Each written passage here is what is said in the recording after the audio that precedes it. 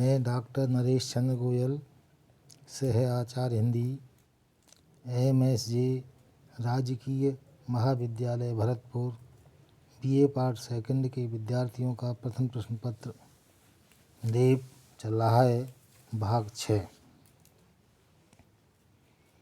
देव के पदों की व्याख्या। देव के पदों की व्याख्या के अंतर्गत हम श्रृंगार वियोग में के अंतर्गत आज 12वें पद की व्याख्या करेंगे। 12वें पद के अंतर्गत देखिए,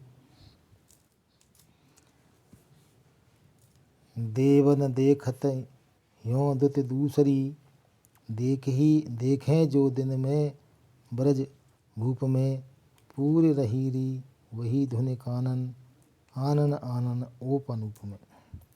ये अखियाँ सखियाँ न हमारी, जाय मिली जल बूंद जो कूप में, कोट पाए न पाइए फेर, समाय गई रंग राई के रूप में। यहाँ पर थोड़ा सा इसको सुधार लो। ध्वनि कानन, ध्वनि या पुर है, पुर कानन, पुर शब्द कर लो, थोड़ा सा गलती हो गई है इसमें।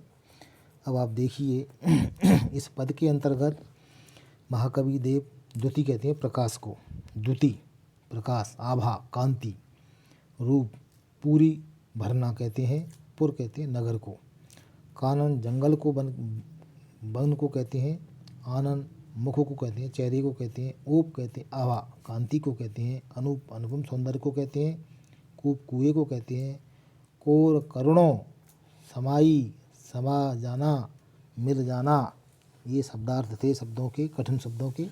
अब इसकी व्याख्या देखिए आप। महाकवि देव ने इसमें आँखों की रूपरेखा का एक कलात्मक चित्र खींचा है और ये उनकी एक नवीन उद्भावना है। आँखों को सखिया कहना, आँखों को उनमें सखिया बोला है, तो ये नई एक रूपक दिया है उन्होंने यहाँ पर। देखिए, देवन देखत यों दुत दूसरी, देखे हैं जो दिन ते ब्रज भूप कहते हैं कृष्ण, ब्रज का राजा जो है कृष्ण। सखी कह रही है, जिस दिन से इस राजा ब्रज के भूप के राजा को देखा है, जिस दिन से ब्रज के राजा को देखा है, उस दिन से ये आँखें दूसरी प्रकाश को, दूसरे चेहरे को, दूसरी आभा को, दूसरी कांति को नहीं देखना चाहती, यानी उसी में समा गई हैं। कृष्ण का रूप सौंदर्य इतना अद्वितीय अलौकिक है कि जिस नायिका ने इस रूप सौंदर्य को देखा, दूसरा रूप सौंदर्य उसके नेत्रों में भाता ही नहीं, समाता ही नहीं। देव न देखत यों दुत दूसरी, देव कह रहे हैं, सखी बता रही है दूसरी सखी को, जिस दिन से इस ब्रज मंडल के भूप मंडल के कृष्ण को देखा है, हमने राजा को देखा है, उस दिन से मेरी आँखें दूसरे चेहरे को, दूसरे प्रकाश को देखना ही नहीं चाह रही।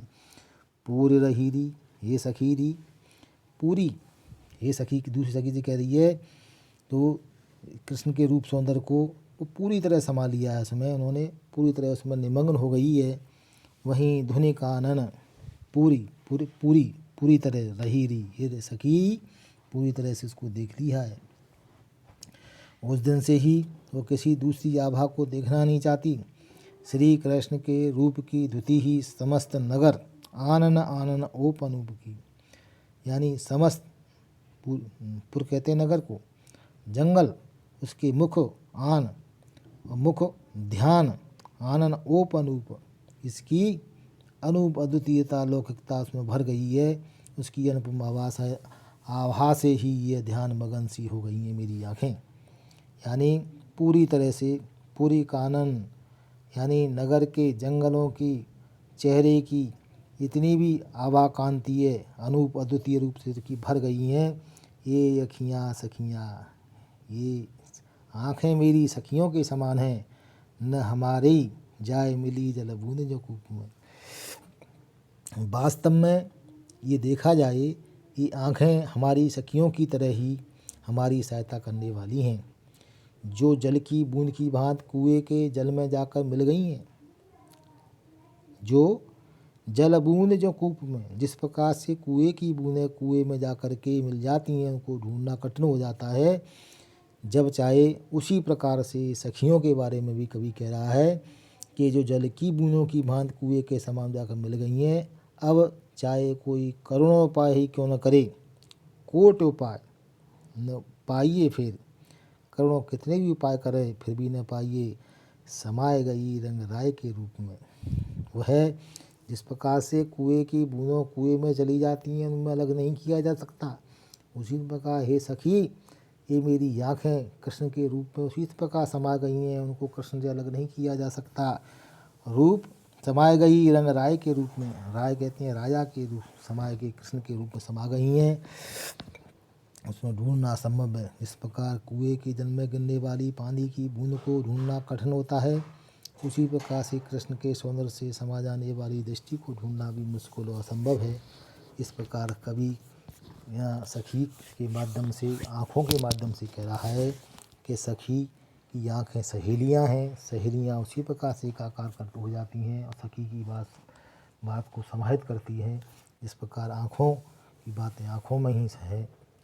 कृष्ण यहाँ पर, देव यहाँ पर कृष्ण के बारे में कह रहे हैं, सखी के माध्यम से कहलवा रहे हैं कि उसकी आँखें जब से कृष्ण को देखा है उन्होंने, वो कृष्ण को देखा है तो उसके रूप सौंदर्य की दूसरे रूप सौंदर्य को नहीं देखना चाहती। इसी प्रकार से जल की बूंदों को कुएं से निकाला जाता है, नहीं निकाला जा सकता, उसी प्रकार से कृष्ण की दृष्टि कृष्ण में समा गई है, उसको निकालना असंभव है।